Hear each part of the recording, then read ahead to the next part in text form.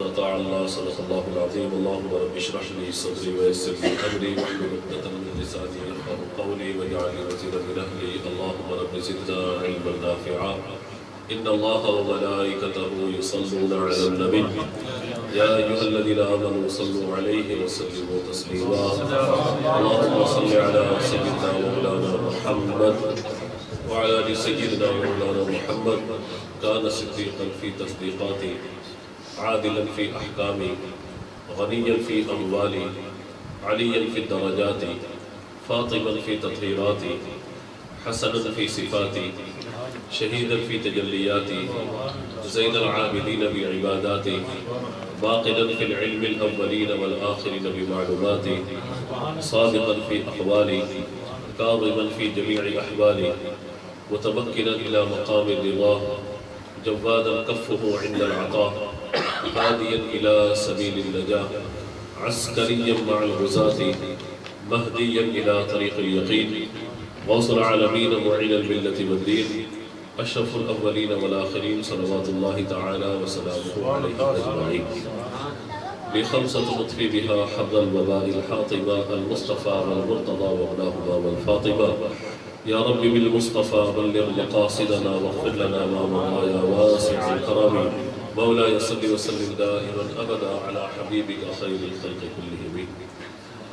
حمد و صلاۃ کے بعد اللہ کا بے انتہا فضل و کرم ہے کہ آج ہمارے کاشف بھائی ان کے اہل خانہ نے اس محفل کا اہتمام کیا اور مجھے اور آپ کو اس محفل میں شرکت کا موقع ملا. اللہ تبارک و تعالی ان احباب کا محفل سجانا اور ہم سب کا حاضر ہونا اپنی بارگاہ میں قبول فرمائے.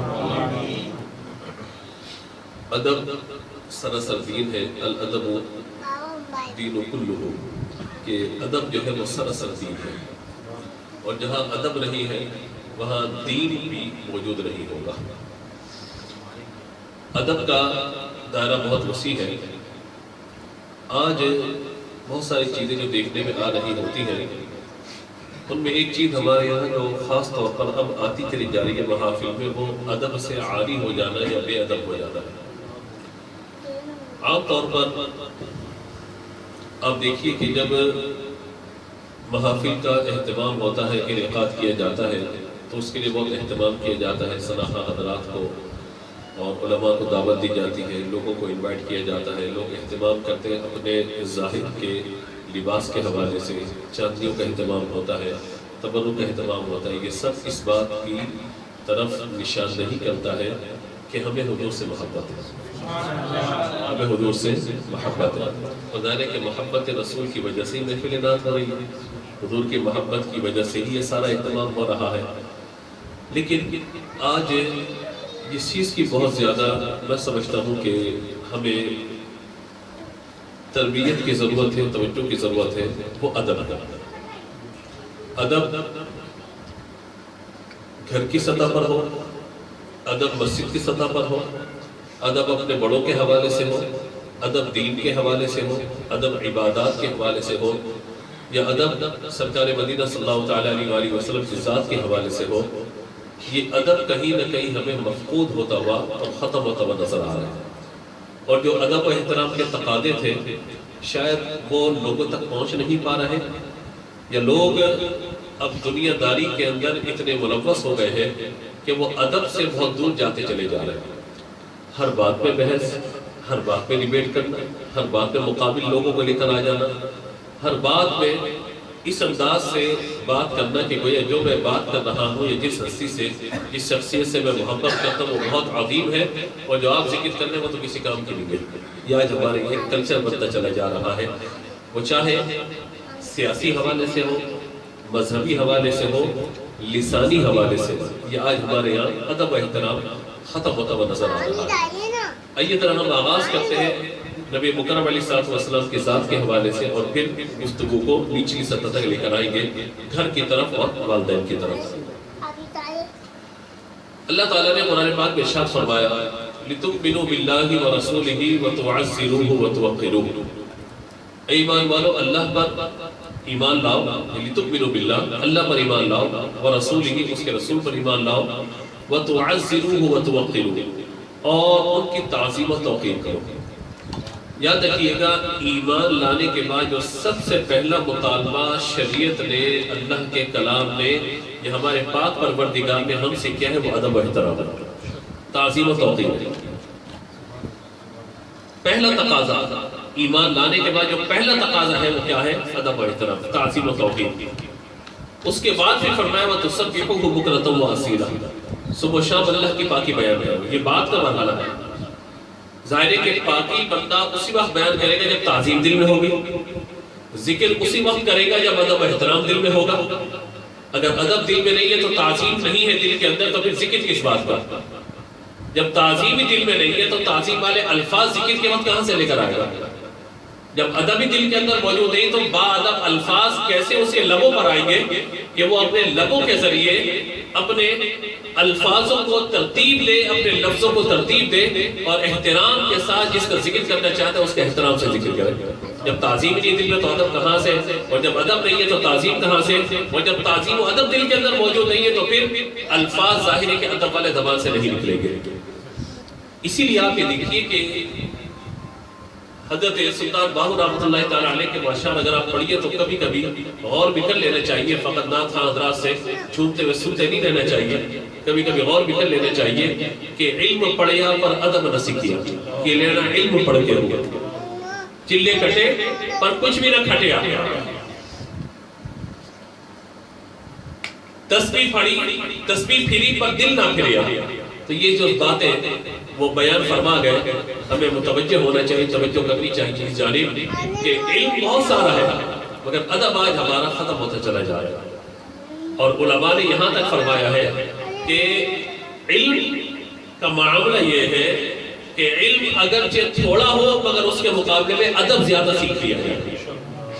علم اگرچہ تھوڑا سیکھے بندہ، تھوڑا سیکھنے سے مراد یہ نہیں کہ فرائض و واجبات اور فرض علوم بھی نہ سیکھے، مراد یہ ہے کہ علم جب حاصل کر رہا ہے بندہ تو علم کے ساتھ ساتھ جتنا اس نے علم حاصل کیا ایک صفحے کا تو اس کو چاہیے 10 صفحے کا ادب و احترام حاصل کرے، کیونکہ اگر ادب نہیں ہے اس کے پاس تو علم اسے کوئی فائدہ نہیں دے گا۔ اگر ادب نہیں ہے، تعظیم نہیں ہے، توقیر نہیں ہے تو یہ علم اس کا اس کے منہ پر مار دیا جائے گا۔ اگر ادب نہیں ہے تو عبادت منہ پہ مار دی جائے گی۔ اگر علم موجود ہے اس کے پاس اور اس کے ساتھ ادب بھی موجود ہے، تعظیم و توقیر بھی موجود ہے، تو پھر یاد رکھیے تھوڑا علم اور زیادہ ادب اس بندے کو جنت ہی بنا دے گا۔ لیکن اگر ایسا نہیں ہے تو پھر سب چیزیں برباد ہو جائیں گی۔ آپ کہیں کہ میں نے جوش خطابت میں شاید یہ بات کر دی ہے، میرا مزاج نہیں کہ میں لفظوں کو ترتیب دیتا ہوا فقط جوش میں بہتا چلا جاؤں، ہر بات کے پیچھے دلیل ہوگی انشاءاللہ۔ آپ دیکھ لیجئے شیطان کس بات سے مارا گیا؟ علم کی وجہ سے۔ شیطان کس بات کی وجہ سے نادے درکار ہوا؟ عبادت کی وجہ سے نہیں، ادب نہ ہونے کی وجہ سے۔ اور جتنے آپ کو نظر آئیں گے برباد ہوتے ہوئے ان کے پیچھے آپ کو بے ادبی اور گستاخی نظر آئے گی، اور جتنے آپ کو برباد ہوتے ہوئے نظر آئیں گے وہاں آپ کو نظر آئے گا کہ علم بھی ان کے پاس ہے، چیریٹی بھی ان کے پاس ہے، سب کچھ ان کے پاس ہے، مگر جب ادب نہیں ہے تو سب کچھ برباد ہو گیا، سب ختم ہو گیا۔ مثال شیطان کی آپ دیکھیں، عالم ایسا کہ معلم الملکوت، عابد ایسا کہ کہا جاتا ہے کہ چپا پر زمین یا باری پر زمین بھی ایسی نہیں کہ جو جس پر اسے سجدہ نہ کیا ہو، اور توحید پر ایسا، موحد ایسا، اللہ کو ماننے والا ایسا کہ زمین کے جگہ جگہ پر اسے سجدے کیے ہوئے، اللہ کو ایسا ماننے والا، ایسا موحد، ایسا توحید پر ایسا۔ لیکن جب نبی کی تعظیم نہیں کی، علم بھی ختم ہو گیا، عمل بھی ختم ہو گئے، عبادت بھی ختم ہو گئی۔ آج بچہ کہتا ہے اعوذ باللہ من الشیطان الرجیم۔ حضرت موسیٰ علیہ السلام کے پاس یہ آیا تھا شیطان، کہا تھا کہ اللہ سے میری صلح کروا دے، اللہ سے میری صلح کروا دے۔ حضرت موسیٰ علیہ السلام نے اللہ کی بارگاہ میں عرض کیا کہ میرے مولا یہ صلح کرنا چاہتا ہے، فرمایا کہ شرط ہوئی ہے، آدم کو سجدہ کرنے کا کہا تھا نا علیہ السلام، اب آدم علیہ السلام کی قبر کو سجدہ کرنا ہے، ہم صلح کر لیں گے۔ اور یہ سجدہ عبادت نہیں تھا، سجدہ تعظیمی تھا۔ سجدے دو طرح کے ہوتے ہیں، ایک سجدہ عبادت ہے وہ فقط اللہ کی ذات کے لیے، کسی امت میں یہ سجدہ جائز نہیں ہے، کہیں بھی کبھی بھی نہ کسی کے لیے جائز ہو سکتا ہے عبادت کا سجدہ، حضرت آدم علیہ السلام کو جو فرشتوں نے سجدہ کیا تھا وہ ان کے ادب و احترام اور تعظیم کی وجہ سے، عبادت کا سجدہ نہیں تھا وہ، کیونکہ عبادت اللہ کے علاوہ کسی اور کی بولیے جائز نہیں، ہو ہی نہیں سکتی۔ کوئی کرے گا تو شرک میں مبتلا ہو جائے گا، مسلمان نہیں رہے گا۔ سجدہ تعظیمی حضرت آدم علیہ السلام کے لیے ثابت فرشتوں نے کیا، اور حضرت یوسف علیہ السلام کے لیے ثابت ہے، ان کی شریعت میں جائز تھا کہ حضرت یوسف علیہ السلام کو آپ کے بھائی اور والدین نے سجدہ کیا۔ وہ سورہ یوسف کی ابتدائی آیات آپ پڑھیں گے تو وہ سارا آپ کو معاملہ سمجھ میں آ جائے گا، اور اختتام پہ جا کے وَرَفَعَ أَبَوَيْهِ عَلَى الْعَرْشِ وَخَرُّوا لَهُ سُجَّدًا، پوری تفسیر پھر وہاں پر آپ پڑھ سکتے ہیں سورہ یوسف پہ۔ تو سجدہ تعظیمی گزشتہ امتوں میں جائز تھا، اس امت میں جائز نہیں ہے۔ ہمارے یہاں تو فقہا نے یہاں تک فرمایا کہ اگر کس کو سلام کرتے ہیں، مصافحہ کرتے ہیں، اور اگر ہاتھ چومنے کی نیت ہے، دست بوسی کی نیت ہے، اور آپ جھکتے ہیں تو یہ جائز ہے آپ کے لیے۔ لیکن اگر آپ کا ہاتھ چومنے کے ارادے نہیں ایسی جھک رہے ہیں، علماء نے اس کو مکروہ لکھا ہے، اور حد رکوع تک جھک جانے کو تو حرام لکھا ہے۔ کسی شیخ کے آگے، استاد کے آگے زمین کو چومنے تک کو ناجائز لکھا علماء نے۔ ہاں اگر آپ ان کے قدم بوسی کرنا چاہتے ہیں، وہ بیٹھے ہوئے اور آپ بیٹھ کر ان کے ہاتھ چومنا چاہتے ہیں تو ایک الگ بات ہے، یعنی کوئی لوگ مقصد ہونا چاہیے سر جھکانے کا، کیونکہ یہ سر کسی غیر کے آگے نہیں جھکنا چاہیے، اپنے رب کے آگے جھکنا چاہیے۔ اسی لیے کوئی اگر کسی کے سامنے قبر کو سجدہ کرنے کو حرام لکھا، کوئی شیخ ہے اس کے سامنے سجدہ کرنے کو حرام لکھا۔ تو سجدہ عبادت کا کس کے لیے بولیے؟ فقط اللہ تبارک و تعالیٰ کے لیے، اور تعظیم کا سجدہ کس کے لیے؟ کسی کے لیے اس امت کے اندر منع فرما دیا۔ سجدہ تعظیمی کسی کے لیے جائے، یہاں تک کہ حضرت سیدنا معاذ بن جبل رضی اللہ تعالیٰ عنہ حضور نے یمن کا گورنر بنا کر کے بھیجا۔ حضرت معاذ بن جبل وہاں گئے، یمن میں جا کے دیکھا بادشاہوں کا حال یہ ہے کہ وہاں پہ لوگ آتے ہیں، انہیں ڈائریکٹ سجدہ کرتے ہیں، ان کی تعظیم کی وجہ سے، بادشاہوں کی وجہ سے۔ حضرت معاذ بن جبل واپس تشریف لائے، آتے ساتھ حضور کے قدموں میں اپنے سر کو رکھ دیا۔ حضور نے ارشاد فرمایا معاذ یہ کیا ہے؟ سجدہ تو اللہ تعالیٰ کے لیے، تم نے کیا؟ حضور آپ کی تعظیم کے لیے۔ حضور نے فرمایا تمہیں کس نے کہا یہ کرنے کا؟ تو عرض کرتے حضور اب تو دیکھتے ہیں کہ وہاں بادشاہ جو یمن کے ہیں بڑے بڑے، ان کو لوگ آگے سجدہ کرتے ہیں ان کی عزت تعظیم و توقیر کی وجہ سے۔ حضور اس کائنات میں اللہ کی مخلوق میں آپ سے بڑا کون ہے؟ آپ سے بڑا مقام کس کا ہوگا؟ تو نبی مکرم صلی اللہ تعالیٰ علیہ وسلم نے فرمایا کہ اگر میں مخلوق میں کسی کو سجدے کا حکم دیتا، سجدہ تعظیمی کی بات ہوگی، عبادت کی، تو عورت کو حکم دیتا کہ شوہر کو سجدہ کرے، اس کے احسانات کی وجہ سے، اس کی مہربانیوں کی وجہ سے۔ آج تو عورتیں چیخ رہی ہوتی ہے، بول رہی ہوتی ہے شوہر کو، بولے جا میں کیا بول رہی ہوں، ہمارا لہجہ ہی ایسا ہے، جائیے جہنم میں جانے کی تیاری کیجیے۔ لہجے ایسے ہیں تو جہنم کا راستہ کھلا ہوا ہے آپ کے لیے۔ شوہر کے احسانات، میرا موضوع اس وقت حقوق زوجین نہیں ہے، ورنہ میں آپ کو بتاؤں، اور یہ خواتین کو یہ بھی بڑی پریشانی ہے کہ اور اس پر بات کرتے ہیں کہ حقوق حقوق حقوق، عورتوں کو حقوق کیا ملیں گے؟ یہ کیا کم حق ہے کہ مرد نے اپنے نکاح میں لے کر آپ کو عزت عطا کر دی ہے؟ یہ کیا عزت کم ہے کہ اللہ تبارک و تعالیٰ نے آپ کو ماں بننے کی سعادت عطا فرما دی ہے؟ یہ عزت کم ہے کہ آپ اس کی بہن ہے، اس کی بیٹی ہے؟ اور کون سی آزادی چاہتی ہے اور کون سی عزت چاہتی ہے؟ بہن ہے وراثت پہ حصہ، بیٹی ہے وراثت پہ حصہ، بیوی ہے وراثت پہ حصہ، ماں ہے وراثت پہ حصہ۔ اور عورت کو یہ بات کیوں بیان کی گئی، یہ بات کیوں کہی گئی ہے کہ اللہ تبارک و تعالیٰ کے محبوب نے کیوں یہ بات ارشاد فرمائی ہے کہ میں حکم دیتا کہ اپنے شوہر کو سجدہ کرے؟ وجہ کیا ہے؟ نبی مکرم علیہ السلام نے فرمایا کہ عورتوں کی ناشکری بہت زیادہ ہوتی ہے، اور بخاری کی حدیث کے الفاظ یہ ہے، مفہوم عرض کر دیتا ہوں آپ کے سامنے، فرمایا کہ جہنم میں عورتوں کی کثرت دیکھی اس لیے کہ مرد کچھ بھی ان کو کرتے ہیں، آخر میں کہتی آپ نے میرے لیے کیا ہے؟ اور جتنے چہرے مسکرا رہے ہیں نا سب سمجھ میں آ رہے ہیں، جتنے شدہ یہاں بیٹھے بھی شادی شدہ، سب کے چہرے مجھے بتا رہے ہیں کہ کیا بات ہے۔ خواتین کی عزت، تعظیم و توقیر، ادب و احترام اپنے مقام پر، لیکن اگر زبان سے ان کی آگ نکل رہی ہے، لہجے ان کے آگ برسا رہے ہیں، تو آپ بالکل مطمئن ہو جائیے کہ جنت کا راستہ آپ کے لیے بند کر دیا گیا۔ ایک طرف یہ، دوسری طرف اگر اولاد اپنی ماں سے بدتمیزی کر رہی ہے وہ بھی جہنم کا راستہ کھول لے اپنے اپنے۔ اولاد اپنے والد سے بدتمیزی کر رہی ہے، چیخ کر کے بات کر رہی ہے، یا اف تک کہنے کا منع کیا گیا، وہاں اگر یہ ساری چیزیں ہو رہی ہے تو وہ بھی فرمائے کہ جہنم کا راستہ کھلا ہے ان کے لیے۔ مفہوماً روایات کی میں بات آپ کو عرض کر رہا ہوں،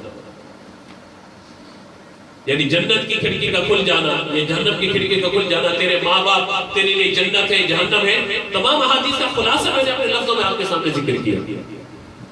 تو سجدہ تعظیمی کسی کے لیے جائز ہے، کسی کے لیے بھی جائز ہے۔ سجدہ عبادت تو ہو ہی نہیں سکتا نا، سجدہ تعظیمی چاہے کوئی مدار پہ آ کے کر رہا ہو، ہم یہ نہیں کہیں گے کہ جناب اس کے بارے میں کہ غلطی ہو گئی، یہ ہو گئی، ہو گیا، کلیئر یہ بات کریں گے کہ اسے غلط کیا ہے، اسے غلط کیا ہے۔ یہاں تک کہ ہمارے علماء نے تو قبر کو ہاتھ لگانے اور اعلیٰ رحمۃ اللہ تعالیٰ علیہ نے تو قبر پر جھک کر قبر کو بوسہ دینے سے منع کیا، اس وجہ سے فرمایا کہ سجدے کا شائبہ ہو جائے گا۔ اگرچہ اختلاف اس میں رہا قبر کے بوسے کے حوالے سے، لیکن سوچنے والی بات ہے آج ہمارے یہ عوامی کلچر اس انداز کا بنا دیا جاتا ہے کہ مدار میں جب لوگ جاتے ہیں تو چوکھٹ کو ڈائریکٹ اپنے پاؤں رکھ کر چوم رہے ہوتے ہیں، سجدے کی شباہت ہو رہی ہوتی ہے، اور پھر لوگ ویڈیو بنا کے ڈال دیتے ہیں کہ دیکھو یہ کیا کر رہے ہیں بریلوی۔ تو بابا بریلوی کی تعلیمات ہی نہیں ہے، بریلوی راہ کی طرف اسلام کی تعلیمات نہیں ہے، یہ جو کر رہا ہے وہ غلط کر رہا ہے، جہالت کر رہا ہے۔ اصل بات دین و مذہب اور مسلک وہ ہوتا ہے جو کتاب میں لکھا ہوا ہوتا ہے۔ اگر کسی عالم نے یہ بات لکھی جاؤ قبروں کو سجدے کرو، جاؤ قبروں کو مطلب جو ہے وہ ان کے طواف کرو، تو پھر آپ یہ بات بھی کیجئے۔ کوئی ایک جاہل آدمی کر رہا ہے تو اٹھا کر پوری پہلے سنت کو آپ نے تاڑ کر کے رکھ دیا، یہ کہاں کا عدل کہاں کا انصاف ہو گیا۔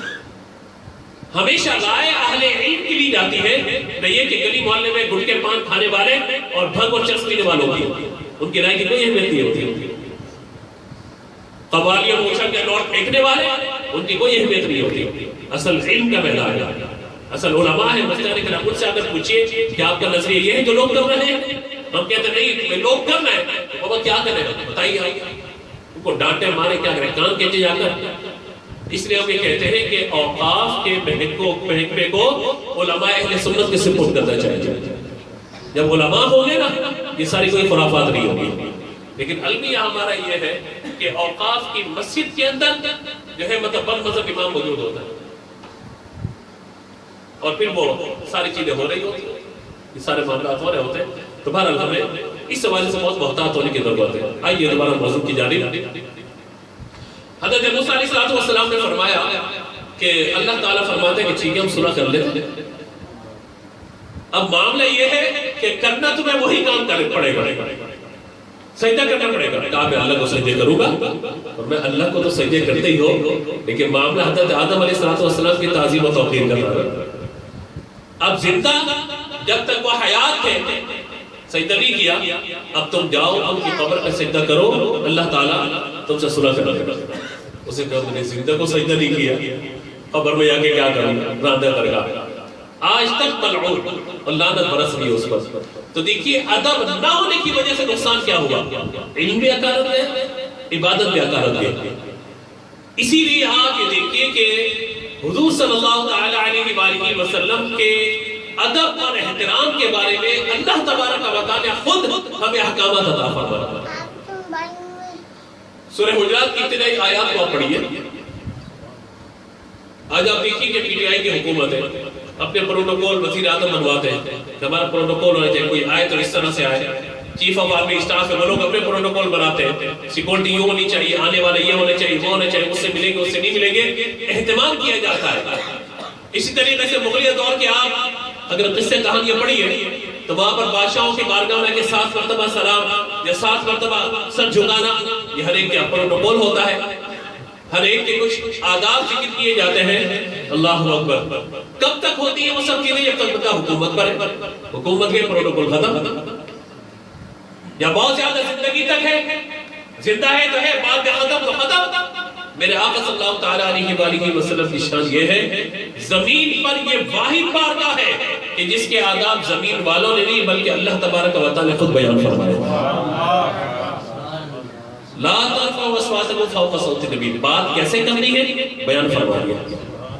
میرے نبی کی آواز پر آواز بلند نہ کرنا، کجہر بعضکم لبعض ان تحبط اعمالکم، آپس میں جیسے بات چیت کرتے ہو نا ایسے میں نبی سے بات نہ کرنا، اگر تم ایسا کرو گے ان تحبط اعمالکم تمہارے اعمال برباد ہو جائیں گے، وانتم لا تشعرون تمہیں خبر بھی نہ ہو۔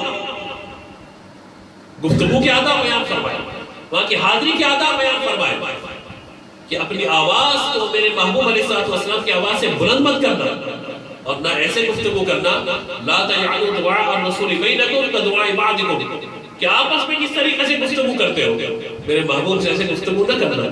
آپس میں بات کرتے مطلب یہ تکلف ہو جاتا ہے نا، آپس سے بات کرتے ہوئے آواز بلند ہو جاتی ہے، آپس سے بات کرتے ہوئے تہجہ بندہ لگا لیتا ہے، آپس سے بات کرتے ہوئے دوسرے فری ہو جاتے ہیں۔ فرمایا نہیں، میرے محبوب سے بات کرنا تو ادب و احترام کے تقاضوں کو پیش نظر رکھنا، تمہاری آواز بلند نہ ہو، آواز بلند نہ ہو کسی بھی طرح سے، اور اگر آواز بلند ہو گئی ان تحبط اعمالکم وانتم لا تشعرون، اعمال برباد ہو جائیں گے تمہیں خبر تک نہ ہوگی۔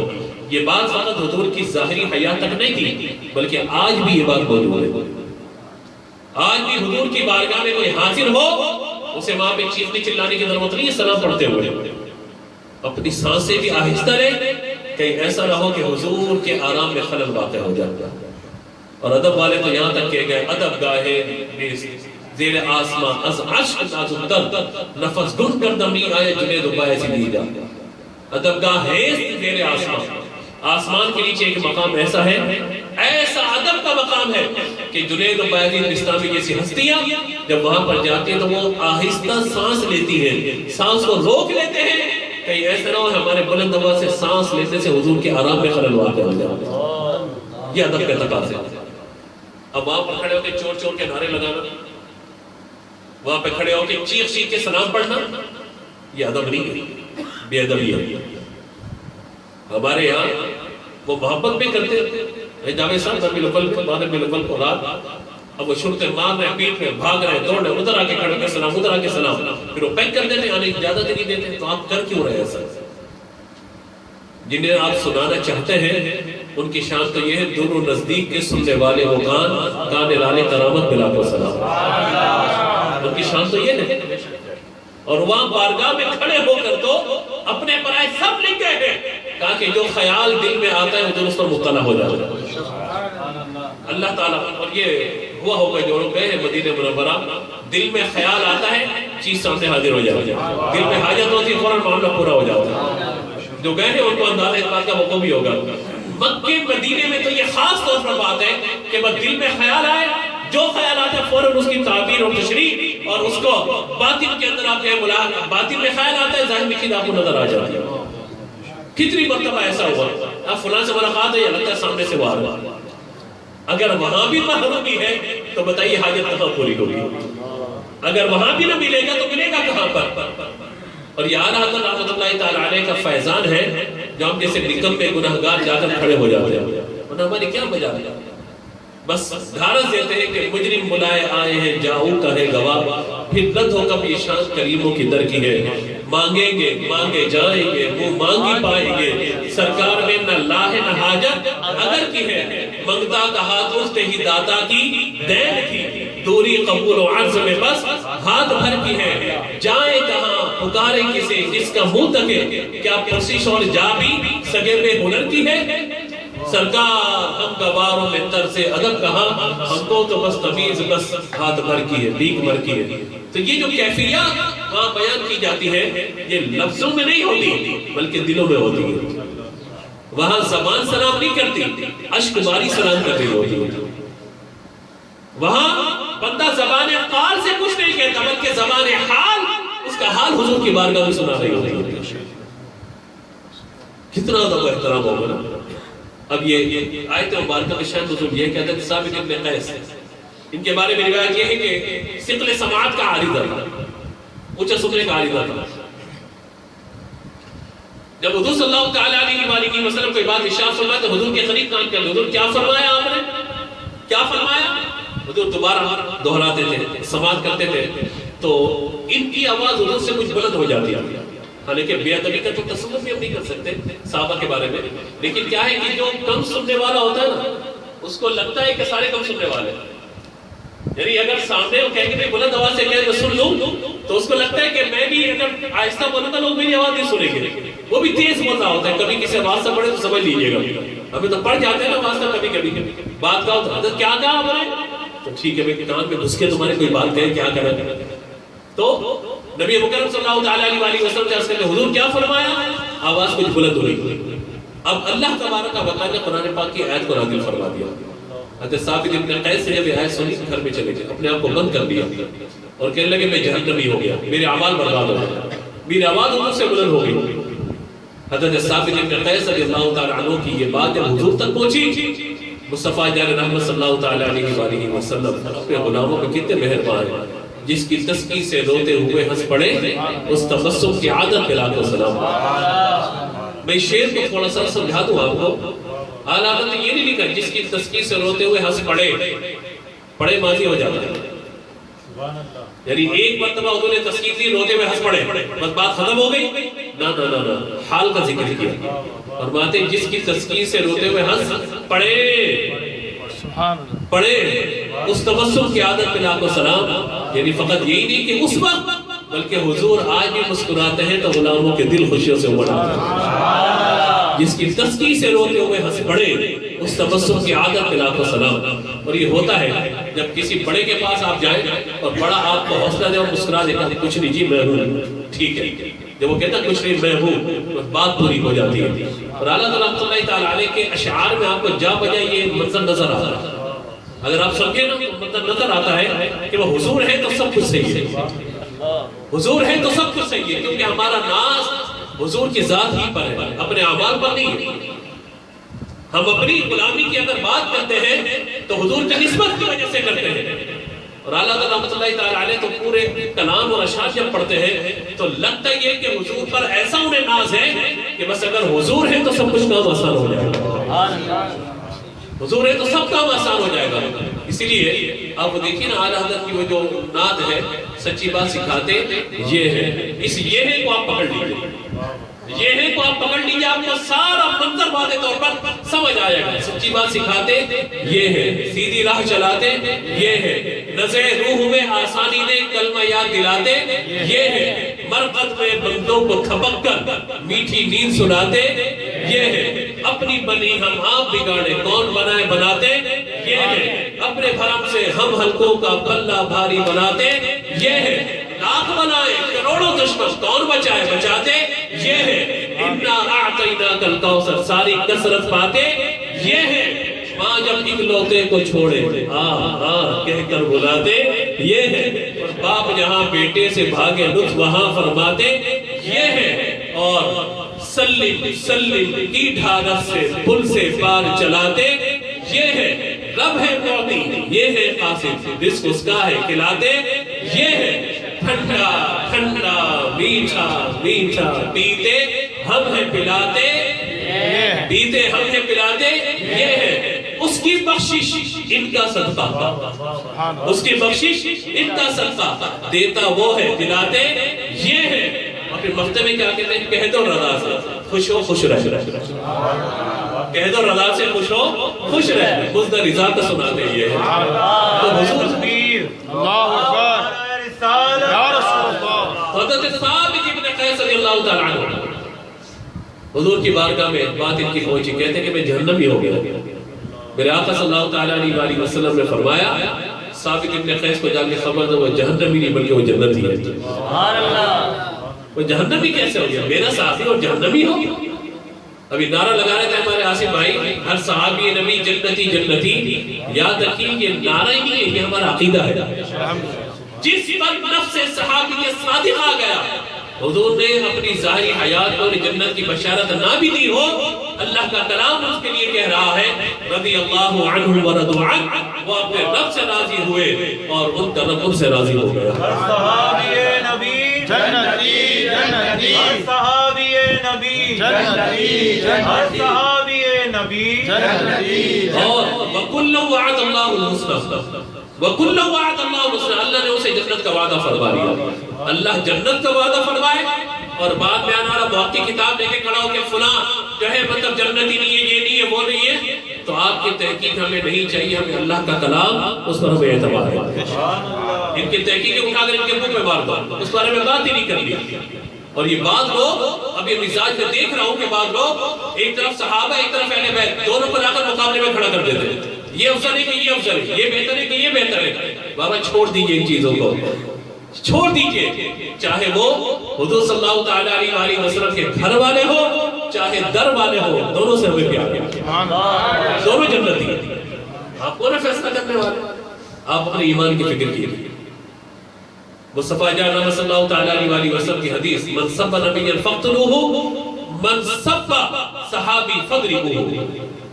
اب اس حدیث پر عمل کر لیا جائے، ترجمہ سے پوچھ لیجئے گا تو ہوگا کیا؟ تو بہتر یہ ہے کہ ان موضوعات کو نہ چھیڑا جائے۔ تمام صحابہ بولیے جنتی، اور حضور کے ایک صحابی کی بھی اگر بات کی جائے نا، ان کی فضیلت اور ان کے بارے میں کلام کیا جائے، آپ کو لگے گا سب سے افضل یہ سب سے اعلیٰ مقام ہی لکھا ہے۔ اور یہ بھی طے شدہ امر ہے کہ امت کے اندر اگر سب سے افضل کوئی ہستی ہے، بلکہ انسانی تاریخ میں انبیاء کے بعد اگر کوئی سب سے افضل و اعلیٰ ہستی ہے تو حضرت صدیق اکبر رضی اللہ تعالیٰ کے ذات گرامی ہے، سب سے افضل و اعلیٰ۔ جھگڑے چھوڑ دیجئے کہ وہ افضل ہے کہ یہ افضل ہے، نہ جی، جنہیں مصطفیٰ افضل کہے وہی افضل ہے، جنہیں قرآن اتقا کہے وہی افضل ہے، جنہیں قرآن اول صادق اول مصدق کہے وہی افضل ہے، اور جنہیں حضور اپنی ظاہری حیات مسلح پر امامت کے لیے کھڑے کرتے وہی افضل ہے، جنہیں اجماع امت کے طور پہ پہلا خلیفہ تصور کر لیا جائے وہی افضل والا ہے، اور میں تو کہتا ہوں جن کے ہاتھ پر حضرت علی بیعت کر لے وہی افضل والا ہے۔ اس سے بڑی بات اور کیا ہوگی؟ یہ جھگڑے بات کے لوگوں نے شروع کر دیے۔ حضرت ثابت بن قیس رضی اللہ تعالیٰ عنہ کو ایک خبر دی گئی، فرمایا کہ جائیے خبر دیجئے انہیں کہ وہ جنتی ہیں، اور دو خبریں اور دیجئے انہیں۔ حضور میرے آقا علیہ السلام نے فرمایا کہ ان سے کہیے کہ تمہاری پوری عمر بڑے سکون و اطمینان سے گزرے گی، کوئی تکلیف نہیں ہوگی، اور تیسرا لوگ بستر پہ مر جاتے اللہ تمہیں شہادت کی موت عطا فرمائے۔ حضرت ابو ہریرہ روایت کرتے ہیں، فرماتے ہیں کہ ہم نے حضرت ثابت بن قیس بن شماس کی پوری زندگی دیکھی رضی اللہ تعالیٰ، اگر میں اپنے الفاظ میں کہوں تو گویا انہیں سر کا درد کبھی نہیں ہوا، ایسی پاکیزہ زندگی۔ اور فرماتے ہیں کہ جنگ یمامہ نے جب مسلمہ کذاب نبوت کا دعویٰ کیا تو لڑنے والوں میں آپ آگے آگے تھے، اللہ تبارک و تعالیٰ نے اسی جنگ میں آپ کو شہادت عطا فرمائی۔ کوئی اگر ایک کھلے الفاظ میں یہ کہہ دوں کہ آپ کی شہادت ختم نبوت کی حفاظت کرتے ہوئے ہوئی، ختم نبوت کی محافظت میں آپ نے اپنی جان قربان کی ہے، اور یہ وہ جنگ ہے جس میں 1200 صحابہ کبھی شہید ہوئے اور ان میں 700 حفاظ کرام صحابہ تھے۔ اتنی خطرناک جنگ تھی، اور کہا جاتا ہے مسلمانوں پر اس سے بڑھ کے کوئی جنگ مسلط نہیں کی، اتنی خطرناک جنگ تھی۔ اور تیسرا وہ کہتے ہیں کہ ہمیں دو باتوں کا مشاہدہ تو ہم نے کر لیا کہ زندگی بڑی اچھی گزری ان کی، اور دوسرا شہادت کی موت بھی، کہا کہ تیسری بات پر بھی یقین ہے کہ یقیناً وہ جنتی ہے۔ تو یہ ادب و احترام، اور پھر جنہوں نے ادب و احترام کیا ان کے دل کی گواہی اللہ کی دی، ان الذین یغضون اصواتهم عند رسول اللہ اولئک الذین امتحن اللہ قلوبهم للتقوی۔ یہ جو محبوب یغضون اصواتهم، غض یغض کہتے ہیں آواز کو پس کرنا، یغضون اصواتهم عند رسول اللہ، بے شک وہ لوگ جو ہمارے محبوب کے آگے اپنی آوازوں کو ہلکا رکھتے ہیں، بس رکھتے ہیں، اولئک الذین امتحن اللہ قلوبهم للتقوی، اللہ نے تقوی کے طور پر ان لوگوں کے دلوں کے امتحان لے لیا ہے۔ لہو مغفرۃ و اجر عظیم، یہ اللہ کی طرف سے مغفرت یافتہ بھی ہے اور اجر عظیم کے مستحق ہے۔ میں یہ کہتا ہوں آپ سے بتائیں گے یہ آیت کس کے بارے میں؟ امتحان کس کے دلوں کا ہوا؟ ظاہر وہ جماعت جو سامنے موجود تھی، اور وہ جماعت کون سی تھی؟ صحابہ کی جماعت۔ قرآن سب کے لیے کہہ رہا ہے کہ اللہ نے ان کے دلوں کو تقوی کے لیے امتحان میں کامیاب پا لیا، ان کے لیے مغفرت بھی اجر عظیم بھی ہے۔ میں یہ کہتا ہوں کہ حضور کے صحابہ اتنے بلند مقام والے ہیں کہ میں اور آپ متقی بننے کے لیے زندگی پر کوشش کرتے رہے، پتہ نہیں تقوی ہمیں ملے گا یا نہیں ملے گا، صحابہ کے تقوی کی گواہی اللہ اپنے پاک کلام میں بیان فرما رہا ہے۔ اب یقین کے ساتھ اور دل کے ساتھ ہمیں یہ نعرہ لگانا چاہیے، ہر صحابی نبی، اور یہ بچے بچے کو نعرہ سکھا دیجیے۔ وجہ اس کی یہ ہے کہ آج اس نعرے کی بہت زیادہ ضرورت ہے، اور پھر ادب یہ بات جو میں نے چھیڑی آپ کے سامنے کہ ادب اگر صحابہ کے دل کے اندر موجود ہے، اہل بیت کا ادب موجود ہے، اکابرین امت کا ادب موجود ہے، اولیاء کا ادب دل کے اندر موجود ہے، یقین مانیے اللہ تعالیٰ اس ادب کی برکت سے بندوں کے ایمان کی حفاظت فرماتا ہے۔ ورنہ اگر ادب نہیں ہے تو پیچھے کیا رہ گیا؟ اور پھر دوسری سطح پر ہم آ جاتے ہیں، گھر بار کی طرف، معاشرے کی طرف آ جائیں، بہن بھائیوں کا ادب، میاں بیوی ایک دوسرے کا ادب کریں، ماں باپ اور اولاد کے درمیان ادب کا معاملہ، اگر یہ نہیں ہے تو یاد رکھیں کہ سب کچھ معاملات ختم ہو جائیں گے۔ حضور صلی اللہ تعالیٰ علیہ وسلم کی بارگاہ میں آ کر ایک شخص نے اپنی روزی میں کمی کی شکایت کی، فرمایا کیا تو اپنے ماں باپ کے لیے دعا کرتا ہے؟ کہا میں کرتا تھا، میں نے چھوڑ دی ہے۔ فرمایا بے برکتی اسی وجہ سے۔ ایک شخص ہے حضور مجھے مالی طور پہ بڑی تنگی ہے، فرمایا ایسا تو نہیں تم کسی سفید ریش بزرگ کے آگے چلا ہو، اسے پیٹ کر دی ہو تو نے؟ اتنا ادب ہمیں سکھایا گیا بتایا گیا۔ بادب بانسی بے ادب بد نصیب۔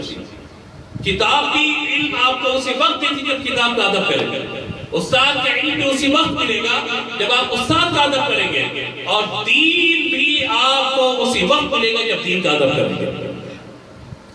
اور اس ادب کی اصل کیا ہے؟ لِتُؤْمِنُوا بِاللَّهِ وَرَسُولِهِ وَتُعَزِّرُوهُ وَتُوَقِّرُوهُ۔ عام مسلمان کا جب ادب کیا جائے گا تو حضور کے صحابہ کا کتنا ادب کیا جائے گا، اہل بیت کا کتنا ادب کیا جائے گا، اور ماں باپ کا ادب کیوں کیا جائے گا؟ کیونکہ اللہ اس کے رسول نے ہمیں ادب کرنے کا حکم ارشاد فرمایا ہے۔ بہن بھائیوں کا ادب، بڑے باپ کو بمنزلہ باپ اور بہن کو بمنزلہ ماں کہا گیا، خالہ کو بمنزلہ ماں کہا گیا۔ کیوں کہا گیا؟ اسی وجہ سے کہ یہ رشتوں کے اعتبار سے بڑے ہیں۔ آج رشتے کاٹنے تک کی نوبتیں آ گئی، چھوٹی چھوٹی باتوں پر رشتے ختم کر دینے کی بات کر دی جاتی ہے، ایسا نہیں ہونا چاہیے۔ پھر مسجد کے امام، جو محلے کے ان کا ادب، جو بچوں کے استاد ہیں ان کا ادب۔ آج ہمارے یہاں یہ ادب مفقود ہوتا چلا جا رہا ہے۔ امام کے پیچھے نماز بھی پڑھتے ہیں، غیبتیں بھی کر رہے ہوتے۔ امام کے پیچھے نماز بھی پڑھتے ہیں کہ موٹر سائیکل نہیں کہاں سے آ گئی ان کے پاس، نماز پڑھنے بڑے اچھے کپڑے ویسکوڑے پہننے شروع کر دی امام صاحب نے، اور کی آمدنی ہو رہی ہے، تو آپ کو کیا تکلیف ہے بھائی؟ آپ کو کیا جیلسی ہے؟ امام صاحب کے بڑے مزے لگے ہوئے ہیں، الحمدللہ اللہ کا دین پڑھائے تو مزے لگیں گے۔ آپ کے مزے نہیں ہے تو پڑھیے اللہ کا دین، اللہ کے دین پر آئیے پھر مزے آپ دیکھیے۔ تو یہ جو جیلسی ہے نا اپنے اندر، اس کو نکالیے باہر۔ مذہبی لوگوں کا ادب و احترام ساری چیزوں کا، اور خاص طور پہ بات میں عرض کروں آپ کو، آج ہمارے یہاں ایک ناخواں کو بڑا ادب دے دیا جاتا ہے اور علماء کو ایک طرف کونے میں بٹھا دیا جاتا ہے۔ یہ ادب نہیں ہے دین کا، یہ بے ادبی ہے۔ یہ نعت کا ادب نہیں ہے، نعت کی بے ادبی ہے۔ محفل کا ادب نہیں ہے، محفل کی بے ادبی ہے۔ کیونکہ نعت خان سے کوئی دین نہیں سیکھتا بھائی۔ اللہ معاف فرمائے، بغیر لفاف کے تو نعت کا محفل کے اندر نہیں آتا، کیا وہ دین سکھائے گا لوگوں کو؟ آج یہ المیہ ہمارا ہو گیا ہے کہ 4 گھنٹے کی نعت خوانی، اور عالم کو کہتا 15 منٹ کا بیان کرتے ہیں، تو بلائے کیوں ہے بھائی؟ اور بیان بھی کب؟ جب سارے تھک کے چور ہو جائیں، حضرت آخر میں بیان فرما دیں۔ ہمارے یہاں درس قرآن ختم ہوتے جا رہے ہیں، درس حدیث ختم ہوتے چلے جا رہے ہیں، علمی نشست سے ختم ہوتی چلی جا رہی ہے، لیکن سارا زور ہمارا جو ہے مطلب محفل نعت پر آ کر 6 سے 8 نعت خواہوں کے نخرے اٹھائے جاتے ہیں باقاعدہ۔ آج ایک مہربانی اتنے بجے آؤں گا، اچھا حضرت آپ آدھا گھنٹہ لیٹ ہو جائیے گا۔ میں ان کی بات نہیں کرتا، تو میرے گھر کی محفل ہے، یہ بس کاشی بھائی پہ آپ شروع ہو جائے بعد میں کہ کچھ ان کو میں سنانے کے لیے کہہ رہا ہوں، محفلوں کا مزاج بتا رہا ہوں آپ کو۔ نعت آئے گا 10,000 15,000 20,000 50,000، اب تو ماشاءاللہ 1.5-2 لاکھ والے بھی ہو گئے، اور علامہ صاحب حضرت 500 کا نذرانہ آپ کے لیے ہوگا، بسم اللہ الرحمن الرحیم، وہ بھی رکھ لیتے برکت سے۔ شادی کی محفل میں لاکھوں روپے خرچ کر دیں گے، نکاح پڑھانے کے لیے قاضی صاحب کو حضرت کتنے پیسے ہیں؟ 500 کا نوٹ نکال کے رکھیں گے، تو میں تو 500 ملا کے واپسی لیتا ہوں بیٹا، یہ صبح صدقہ دے دیتا دولت دولت۔ تو یہ باتیں دل کو ہمارے جلاتی ہیں، کس وجہ سے؟ کیا علم کا ادب ختم ہو گیا، علماء کا ادب ختم ہو گیا۔ لوگ کہتے ہیں عالم کو آتا کیا ہے؟ میں کہتا ہوں بیٹا آؤ ذرا درس نظام کی کلاس میں، ایک دفعہ ذرا پڑھو آگے، آپ کو پتہ لگے گا۔ نعت خوانی آسان ہے، 2-4 لیس اور سیکھیں، بیٹھ گئے۔ میرے بچے بھی نعت پڑھتے ہیں ماشاءاللہ، ساتھ دیہڑیاں لگتی ہے اس کی ماشاءاللہ بڑی، لیکن ہم نے ان کو لگایا تھا قرآن پاک پر۔ الحمدللہ قراءت سیکھنا ہے انشاءاللہ فاتحہ پڑھے گا آپ سنیے گا. ہمارے یہاں تلاوت 1 منٹ 1.5 منٹ کی اور قرآن کی تلاوت سننے کا شوق ختم ہوتا جا رہا ہے ہمارے یہاں. جو اصل ہے اللہ کے دین کو سیکھنے کے اعتبار سے قرآن پاک کی تلاوت اور درس و بیان، یہ 2 چیزیں ہماری محفلوں میں ختم ہوتی چلی جا رہی ہیں. محفل ان سے قرات اور لوگ سننے کے لیے آتے ہیں. بڑا نعت خواں آتا ہے، بڑا نعت خواں اس کو سننے کے لیے آ رہے ہیں. تو نعت خواں سے ہمیں کوئی تکلیف پریشانی نہیں ہے، اللہ اور ان کو عزت دے. لیکن تقابل جو مقابلہ کرنے پر ہم آ گئے نا کہ یار وہ اتنا بڑا نعت خواں وہ عالم کی توہین کرتا رہے، اتنا بڑا نعت خواں وہ عالم کے سامنے سے مائک اٹھا لے، مائک چھین لے، لیکن بڑا نعت خواں ہے وہ شرم نہیں آتی یہ باتیں کرتے ہوئے. سارے نعت خواں جمع ہو جائیں، ایک عالم کی ایک علم کی نشست جو وہ بیٹھ کر پڑھا رہا ہے اس کے مقابل نہیں آ سکتے. مجھے بتایا حدیث میں کس نعت خواں کی حضور نے تعریف بیان کی ہے؟ بتائیے ذرا مجھے. اور عالم کی تعریف، حافظ کی تعریف، جگہ جگہ آپ کو قرآن پاک کی آیات ملیں گی ان کے فضائل پر، اور جگہ جگہ آپ کو احادیث میں نبی پاک علیہ السلام کے فرامین ملیں گے حفاظ اور علماء کے حوالے سے. نعت خواں پر کوئی حدیث ہے تو مجھے سکھائیے، بتائیے بھائی مجھے آتے. میں بھی کہوں کہ ٹھیک ہے بھائی اتنا بڑا معاملہ ہے یہ، تو نعت خوانوں سے شکایت نہیں ہے ہمیں محفل کروانے والوں سے شکایت ہے. ہمیں ان سے پریشانی ہے کہ آپ نے اللہ کے دین کو نہیں سمجھا دیا. اس لیے اگر میں سچی سچی بات کہوں، نعت خوانی کے اندر ایک بندہ کہہ رہا ہے میں مسلسل آتا ہوں نعت خوانی میں ماشاءاللہ. کتنے سال ہو گئے؟ یہ 25 سال سے 20 سال سے نعت خوانی میں جا رہا ہوں ماشاءاللہ. کیا سیکھا اللہ کے دین آپ نے؟ بھائی 10 نعتیں یاد ہیں، 15 نعت خوانوں کے نام یاد ہیں، 20 کے موبائل پہ نمبر موجود ہے، جب چاہتا ہوں جس نعت خوان سے رابطہ کر لیتا ہوں. بابا حضور کے تقاضے کیا ہے دین کے، یہ تو بتاؤ. اللہ تبارک و تعالیٰ کے دین کے احکامات کے یہ تو بتاؤ. نعت خوانیوں کے اندر آج ہمارا امید کیا بن گیا؟ قبر میں تو حضور تشریف لائیں گے، محفل ہو رہی ہوگی وہاں پہ. میدان معاشر میں حضور تشریف لائیں گے، محفل لگی ہوگی. گویا کہ نہ قبر کا خوف، نہ جہنم کے عذاب کا خوف، یہ سب چیزیں نکال دی گئی، سب چیزیں ختم کر دی گئی. آپ کسی کو نماز کی بات کہیں، سرکار مہربانی کرم ہو جائے، اتنی ڈٹائی. میدان معاشر کا خوف، وہاں سرکار آئیں گے، ہتا جانے یہ ہم کیا بولیں. بلکہ میدان معاشر کی سختیوں کے بارے میں حضور نے خود بیان کیا، قرآن پاک میں جگہ جگہ بیان فرمایا گیا. قبر کے عذاب کے بارے میں ذکر کیا گیا، احادیث پوری اس پر موجود ہے.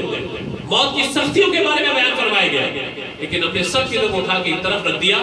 گویا کہ آپ آئیے، تشریف لائیے، اور جناب موت بھی آسان ہے، قبر بھی آسان ہے، حشر بھی آسان ہے، اور جنت تو منتظر ہے. آئیے جناب، نعت خواں حضرات آئیے، تشریف لائیے. آپ کے کتنے ہوتے ہیں جو نعت خواں میں؟ 50 سال ہوتے ہیں. آئیے ذرا مجھے ایک روایت بتا دیجیے، میں غلطی کرتے حضور میری ضرور اصلاح فرمائیے گا، کہ کسی حدیث میں کہا گیا ہو کہ ایک نعت خواں کھڑا ہو جائے گا اور وہ لوگوں کی شفاعت کرے گا. ایک حدیث مجھے دکھا دے گا. اور حفاظ کے بارے میں روایت کتنی موجود ہے، علماء کے بارے میں کتنی موجود ہے. کہا جائے گا کہ بس اشارہ کرتے چلے جائیں گے، آپ جس کی شفاعت کریں گے اس کو اللہ تعالیٰ جنت میں داخل کر دے گا. اس کے بارے میں یہ بات ہے سر. تو آج بہت ضروری ہے کہ علم کا ادب کیا جائے، علماء کا ادب کیا جائے. اگر علم اور علماء کا ادب نہیں ہے تو یاد ہے کہ کچھ باتیں بھی رہ جائیں. جس امام کے پیچھے نمازیں پڑھتے ہیں اس کی تعظیم کیجیے، اس کا ادب و احترام کیجیے. اس کے پیچھے آپ نماز پڑھتے ہیں، آپ نے اسے مصلی پہ کھڑا کیا. اگر وہ امامت کا حل نہیں ہے، امامت سے معذور کیجیے اس کو.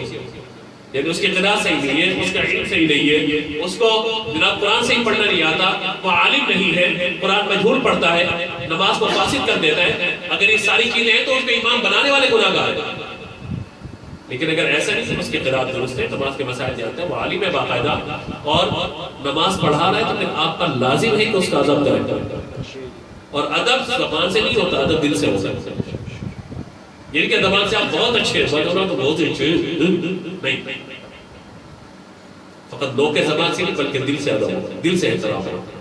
تو یہ ساری باتیں اس لیے کہ آج ادب احترام ہوگا تو یقین مانی کہ ساری چیزیں ہوں گی.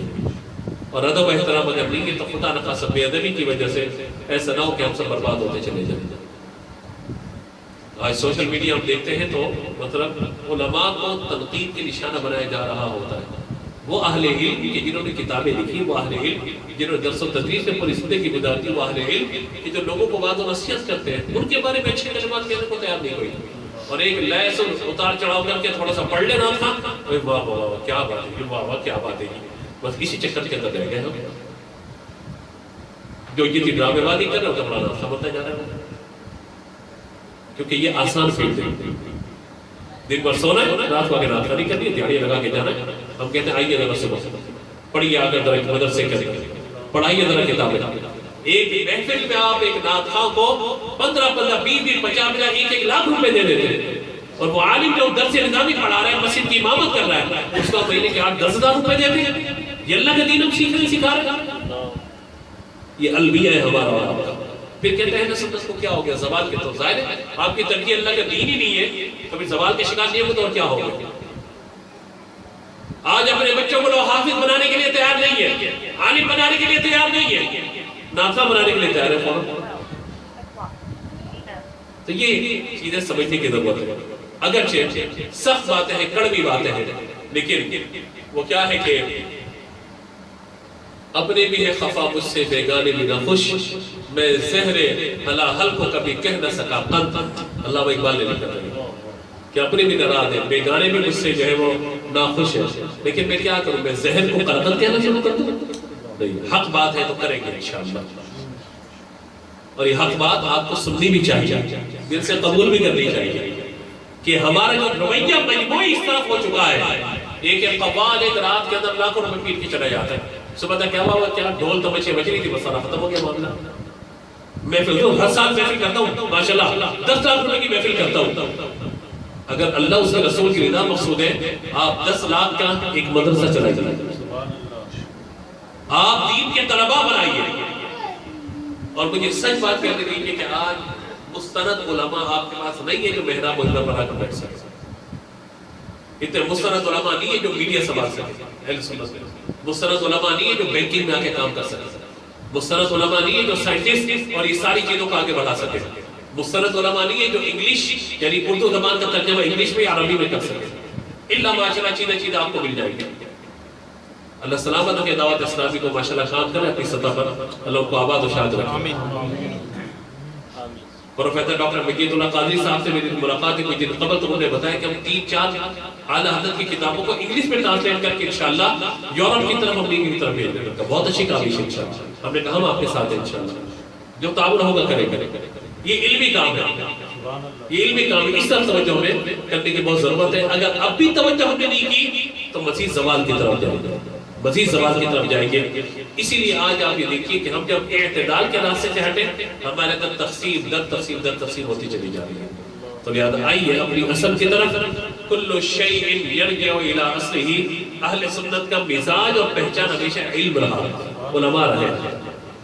اب جو تبدیلی آ رہی ہے ہمارے اندر، یہ کچھ اس تبدیلی کے اثرات بھی ہیں کہ جس کو آپ محسوس کر رہے ہیں مہنگائی کی صورت میں، اور کچھ تبدیلی یہ بھی ہے کہ جو ہمارے عقائد و اعمال کے اندر آ چکی ہے.